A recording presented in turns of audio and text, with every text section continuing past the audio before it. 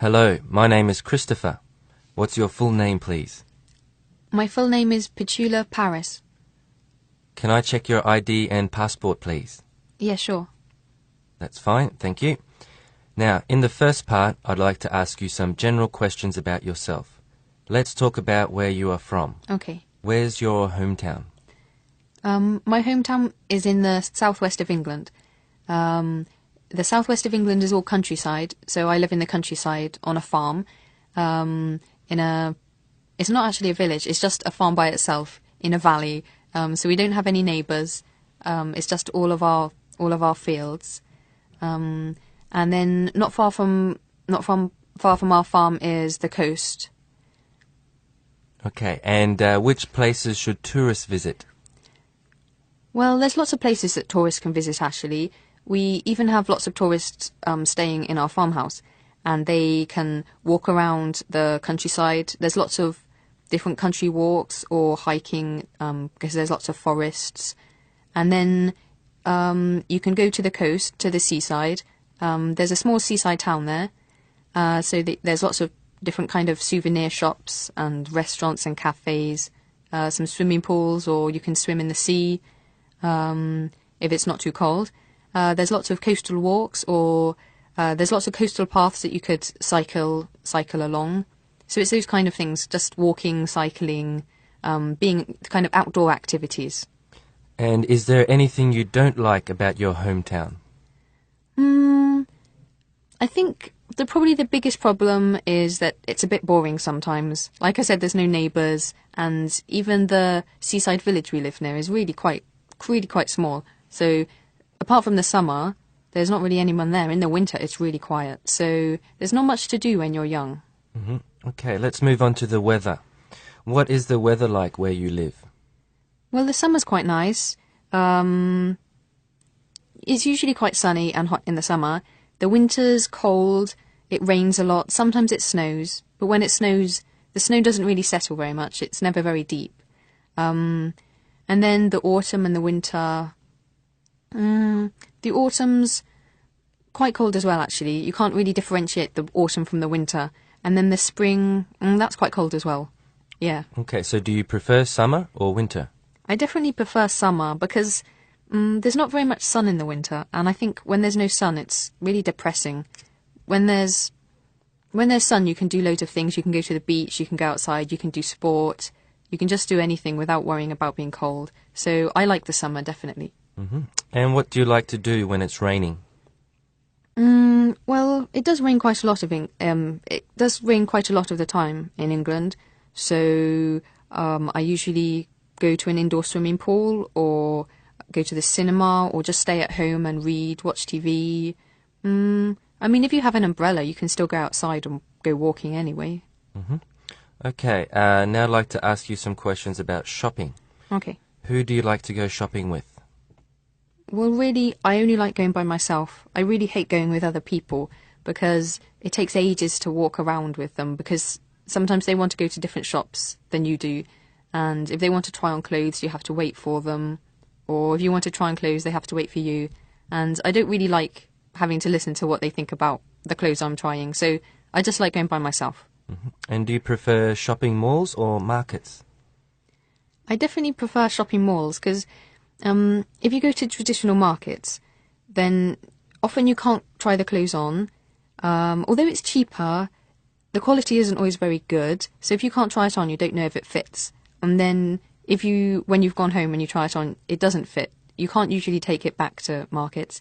But in shopping malls, if there's a problem, you can take it back. You just need a receipt. They have changing rooms so you can try it on. So I think that's much better. Okay, sorry. Let's move on to part 2. I will give you a topic and I'd like you to talk about it for 1 to 2 minutes. Before you talk, you will have 1 minute to think about what you are going to say. You may make some notes if you wish. Do you understand? Yes. Okay, so here's your paper and a pen, and here's your topic.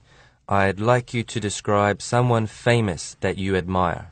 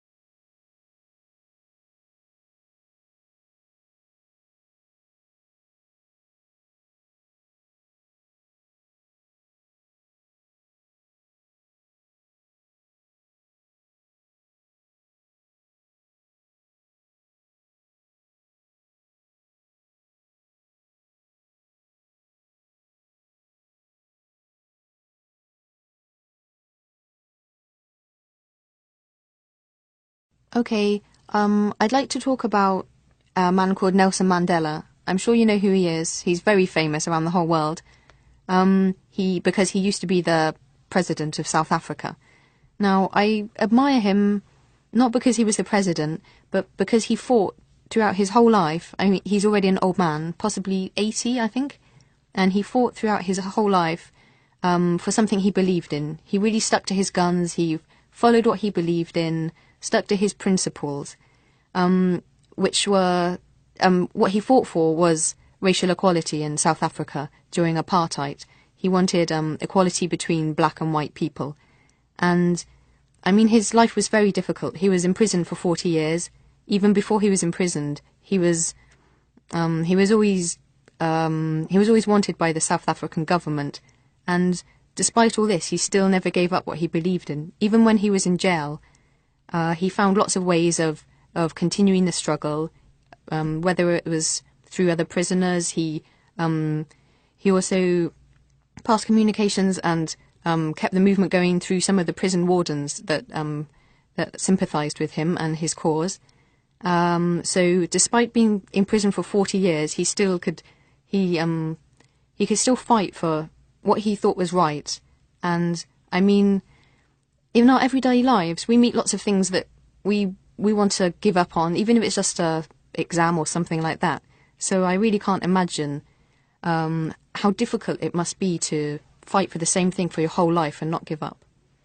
Okay, let's move on to part 3. You've been talking about someone famous that you admire, and I'd like to ask you 1 or 2 more questions related to this. Let's consider, first of all, fame. Could you please evaluate the pros and cons of being famous? I think there's probably more disadvantages to being famous than advantages. The obvious advantages are money. I mean, when you're famous, everybody wants you to do things beyond adverts, do speeches, just loads of things. So you earn lots of money, and if you have lots of money, you can just do anything you want, and you get loads of opportunities. You get to meet lots of people that you wouldn't have met, do lots of things that you wouldn't have been able to do. You get special treatment. You can go to parties like the Oscars and things like that. But because most famous people are really in the public eye all of the time, there's a huge pressure on your personal life. People want to know about your family and your relationships and everything you do. So there's really an invasion of your privacy by the media. I think that's a really big disadvantage. You can't just live normally anymore. You really have to adapt to being a public figure. I think that's a big disadvantage. Okay, and can you please explain what responsibilities celebrities have to our society? Well, I think because it's society that makes the celebrity famous, I don't really think the celebrities have any responsibilities to society. I think because society is responsible for making the celebrity famous, then if they think the celebrity is doing anything wrong, then it's up to society to not support them anymore or show that they disapprove of what they're doing. So I really think I think society has more responsibility than the celebrity. Okay, and let's talk about success. Could you discuss which element is more important for success, luck or hard work? Well, we say in English, what's the saying? If at first you don't succeed, try again. And I think that displays that really hard work is a big element of being successful. But then you also need to speculate to accumulate. And if you speculate, you're taking risks. And if you take risks, I think you really need luck to be on your side. So you definitely need a certain element of good luck. You need to be in the right place at the right time and meet the right people. And if you have a business, then you need the economy to be favourable or the market to be favourable. So I think probably more more hard work, but a little bit of luck is definitely needed to get started. Okay, and could you define how success can be measured? I think it's probably usually measured in money. Often when we say the most successful people, we mean the people with most money. But then it can also be measured in status, like your social position. Like we think presidents are successful, important politicians are successful. I suppose you could also measure it. You could measure it in how happy the people are, but I don't think people really use that kind of measurement. I think definitely money would be the main way to measure success. Okay, and could you describe how success can change a person? Well, I think that when people are successful, sometimes because they've achieved what they wanted to achieve, they kind of lose all interest. So they just want to be more successful, or they feel a bit depressed because they don't know what the point of living is anymore. I remember I watched a film recently called Alexander, and he was a very successful warrior, and he conquered country after country. But each time he succeeded in conquering a new country, then he was bored again, so he had to conquer another country. So sometimes I think it means that you kind of lose your interest in life, and you don't know what the point of living is anymore. And then, obviously, if success comes with fame, then you have to adapt to being famous, and that sometimes makes your life. You have to be quite distant from your family and friends. You don't know who you can trust anymore. You don't know if they'll sell your story to the papers or tell your secrets to people. So you probably have to make a lot of adaptations in your private life. Okay, thank you. That is the end of the speaking test.